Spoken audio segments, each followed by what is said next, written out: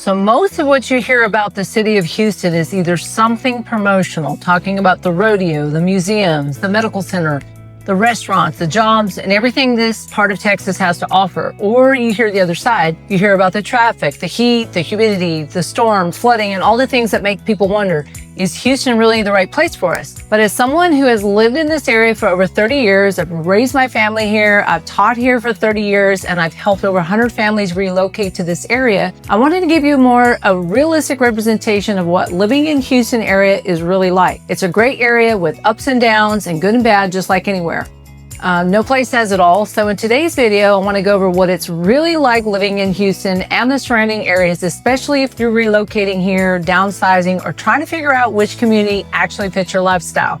Hi guys, I'm Jamie Graves with the Graves Realty Group and Epic Realty. If you're new here, make sure you subscribe to my channel because I talk about living in the Houston area, relocating here, downsizing, upsizing, or whatever, choosing the right community for this next season of life. And make sure you download my free relocation guide. I'll put in the link below. It's a great place to start if you're trying to figure out where to live, what questions to ask, and how to make this move without feeling completely overwhelmed. I've lived in Baytown, I've lived in Mont Bellevue, I've relocated here too from Alaska, and I live back east, so I understand what it feels like to move somewhere and try to figure out where you belong. I've taught in this area for over 30 years. I actually did raise my kids here. I have friends and clients living in all different parts of the Houston area, so I think it's very helpful for me to give you some real insight in today's video. First, let's start with the weather because we have to talk about the weather. The summers are hot and humid as it is right now. We do get rain and it can stay in the 90s, but it's the humidity that people notice. So if that's something you really don't like or something you feel like you just can't handle, it may take some adjusting. But the longer you're here, you learn how to deal with it. You don't go for a walk at 2 o'clock in the afternoon in August. You plan your day a little differently. You kind of run errands early, you enjoy the pool, you sit by the water, you sit outside in the evening instead of in the middle of the day. Spring and fall are my favorite. You get those really pretty days where it feels amazing to be outside. Great days for walking, golfing, pickleball, dinner on the patio, or just being outside with your family. And then in the winter, yes, we do get cold weather. We can freeze. We can have those random Texas weather moments where everyone is talking about pipes and plants and whether schools are going to close. But we do not have long winters like you may be used to if you're coming from up north. So the weather can be good and bad in both aspects. You just learn how to live with it. I will say that hurricane season is probably the thing people worry about the most, especially with flooding. And I don't want to scare you, but I also don't want you to come here without understanding it. Every area has drainage. Water has to go somewhere. So if flooding is a concern, you need to have your realtor walk you through flood maps before you fall in love with a house. You want to know if the home is in a flood zone. You want to know what the elevation looks like. You want to know if flood insurance may be needed. A lot of new construction is built with drainage in mind, and many developers do a great job with that. But that does not mean you just assume everything is fine. You got to check it. Every house, every time. Now, it's really hard to put Houston into one video because when people say we're moving to Houston, that can mean so many different things. You could be talking about Baytown, Mont Bellevue, Leak City, Katy, the Woodlands, Pearland, Crosby, Deer Park, or so many other areas. And all of those places feel different. We can talk about trees, schools, traffic, neighborhoods, amenities, acreage, master plan communities, older neighborhoods, newer construction, and all of that. But actually feeling it is very, very different. So plan a trip. I always tell people drive around for your first day and get to know the area, not just the houses, the actual area. You want to go to the grocery store, drive through the neighborhood, look at the streets, see where the restaurants are, see how far it is from medical care, shopping, your church, family, or anything that matters to your day-to-day life, because there are a lot of different ways to live here. When my kids were little, I loved living in a suburban area, community lifestyle. Definitely, if I had younger kids now, that would be probably something I would really look at as a master plan community because of the pools, the parks, the schools, the activities, and that built-in neighborhood feel. But I have also have a lot of people who call me and say, hey, Jamie, we want 5 acres with just a little house. And then they're surprised because the acreage is expensive. The house may not be affordable. The house may be affordable, but once you put it on 5 acres, especially in a growing area, that price can go up a lot. That's why you see so many new communities where the homes are built closer together. It helps keep the home more affordable because the land itself costs so much. So if you're wanting acreage, privacy, room for your pets, a shop, a garden, or just more space, we can definitely talk about that. But you want to understand the full picture. Flood zones, drainage, utilities, restrictions, taxes, the location, and how far you are from the things you use every day. Acreage can be a wonderful way to live, but it's not always the cheapest way to live. So it's important to narrow that down before you get here because that can be very overwhelming if you're looking at master plan communities, one-story homes, acreage properties, and everything from Baytown to Crosby to the other side of Houston.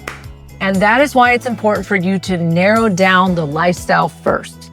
Some communities have more amenities, some have lower taxes, some have larger lots, some are closer to Houston, some have newer homes, some have better access to certain highways. None of that is good or bad, it just depends on what fits your lifestyle.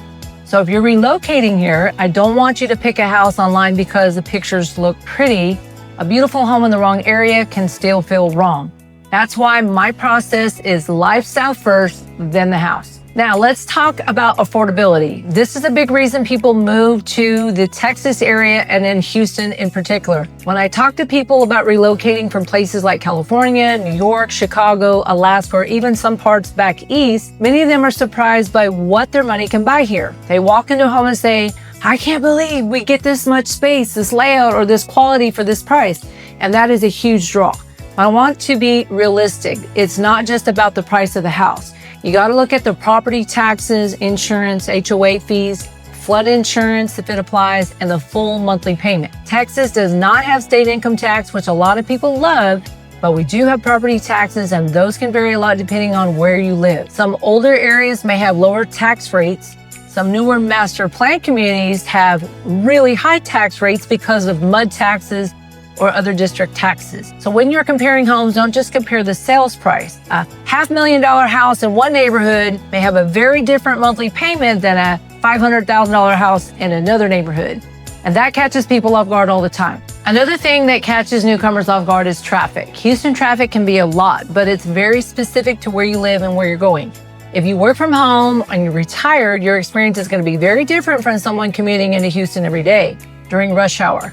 So if you're relocating here and you're still working, you really need to map your commute during the actual time that you'll be driving. Don't just look on a Saturday afternoon and say, oh, that's only 35 minutes. Because during rush hour, that same drive can feel completely different.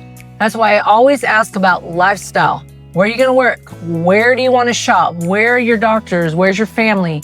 Where do you want to spend your time? Because your daily routine matters. A house can look perfect, but if the drive makes you miserable, that may not be the right fit. So let me interrupt and say this. If you're thinking about relocating here, moving within the Houston area, or downsizing into a home that fits this next chapter, I would love for you to download my free relocation guide below. That's the best place to start.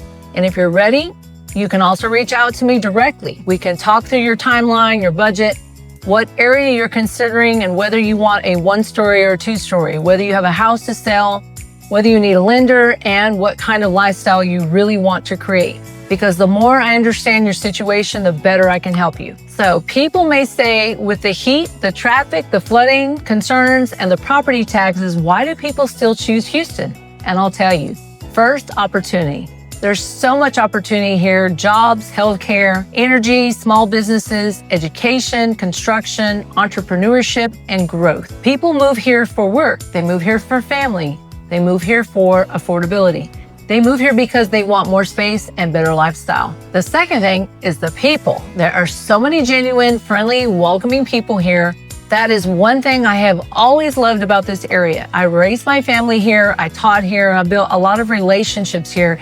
And I can tell you there are a lot of people who are good, who want to help, and who want to make this area feel like home. And the third thing is the lifestyle. You can live in so many different ways here. You can be close to the city, you can be in a master plan community, you can live in a small community, you can have amenities. You can have a one-story home that's easier to maintain. You can also have acreage. You can have space for the grandkids or a lot for some of my clients, especially those relocating or downsizing. That is what they really want. They don't just want a house, they want a home and a community that fits this next chapter of their life. And after helping over 100 families relocate here, I can tell you that the people who feel the best about their move are the ones who slow down enough to choose the right lifestyle first. So if you're currently looking, thinking, researching, or just trying to figure out if Houston is right for you, I would encourage you to take a trip and drive around. Figure out what neighborhoods feel right.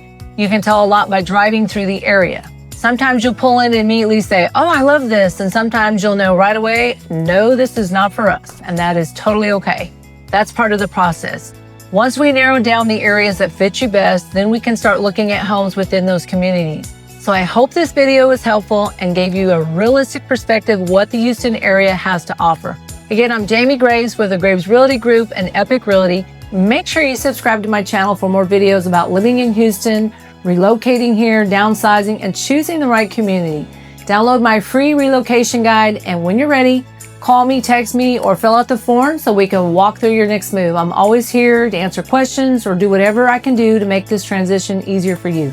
Thank you so much for watching. Leave a comment below if you have questions, and I hope you have a blessed day.